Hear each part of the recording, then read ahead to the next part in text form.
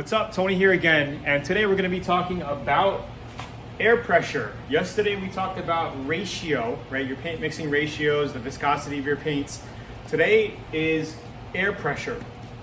So I'm going to go ahead and swipe to a new page, and we're going to kind of write down the overall air pressure settings you want when spraying clear coats, base coats, single stage, candies, flakes, all that, with any type of high volume, low pressure or low volume, low pressure spray gun like I have here, the Atom X88 Blue Moon.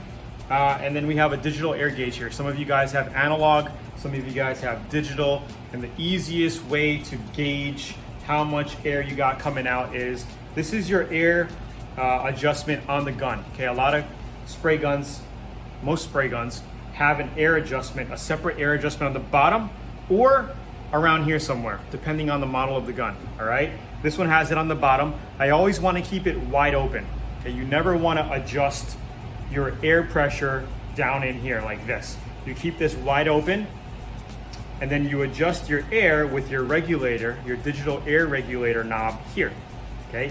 Trigger pulled. Anytime you're adjusting air pressure for your spray guns, you're gonna have your trigger pulled to where only air is coming out. You know, when you're spraying, you have an air part, which is this, and then if you squeeze, you got the fluid part, right? You're not gonna squeeze it all the way and measure it because you're gonna have paint coming out all the way. The proper way to do it is to go to the air only, and then you adjust over here. And then you adjust, turning the knob, you know, up or down, basically getting your desired, your air pressure reading, okay? So, quickly, let's go here. Generally, when you're spraying any type of base coat, clear coat paints, you want to set your gun to spray at around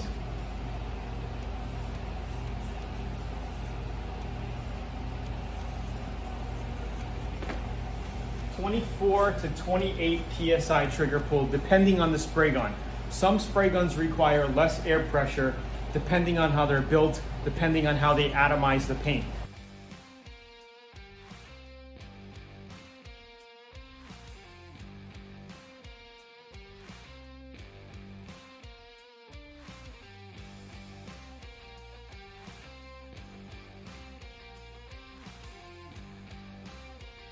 This Atom X88, I notice that when painting, I can use a little less air pressure. So I could actually, I've sprayed around the 20 range, 20 PSI to 22 to keep some overspray down and get into some, you know, striping or whatever. This gun sprays a little lower, but generally, base coat, clear coat, you're spraying at 24 to 28 pounds. With clear coats, okay, this is base coat, okay? Clear coat, I like to turn it up a little bit more to get that atomization really going. Wide open fan flow, right? Wide open fan settings all the way. And I like to kind of kick it up and stay around from the 28 for clear coat, okay? 28. This is clear coat, all right? And I very rarely go to 30, mostly 28 to 29 trigger pulled for clear coat. Okay, just keep that in mind.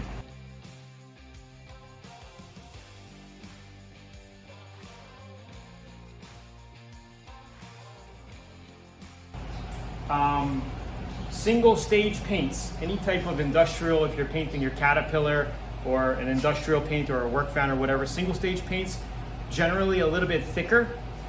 So you can spray at anywhere from 25 to 27 pounds. Okay, so single stage.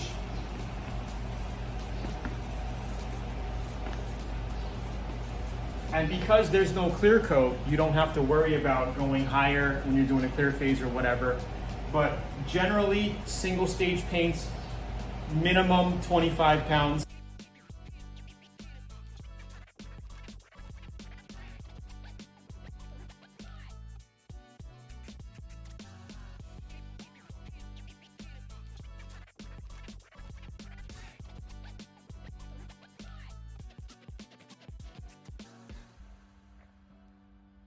Okay, if you're using an Atom X88 like this, you could probably get away with 23. I did the van with about 22 to 24 pounds, give or take.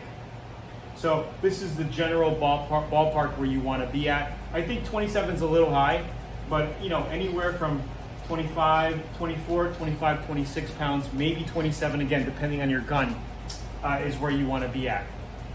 So we did base coats, we did clear coats, we did single stage. Candies, pearls, and flake, I like to spray around 28 pounds. Because candies, you want to make sure you're laying it. The only thing different with candy coats is your overlap. So let's just quickly talk about overlap.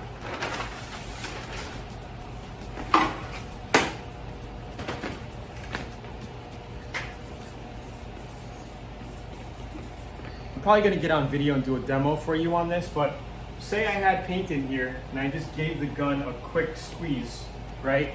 My paint would come out into like an oval shape like this, pretty much, okay? So if we take a look at this, and I break it up into 3 parts, this is a 50% overlap. So my next coat, so say I gave it a coat like this, right? When doing any type of basic paints, single stage, base coat, clear coat, stock colors, custom colors, whatever, it doesn't matter. Metallics, solid colors, doesn't matter. You're always gonna be doing a 50% overlap. So if my initial spray covers this much area, my second spray, I'm gonna cover this much area.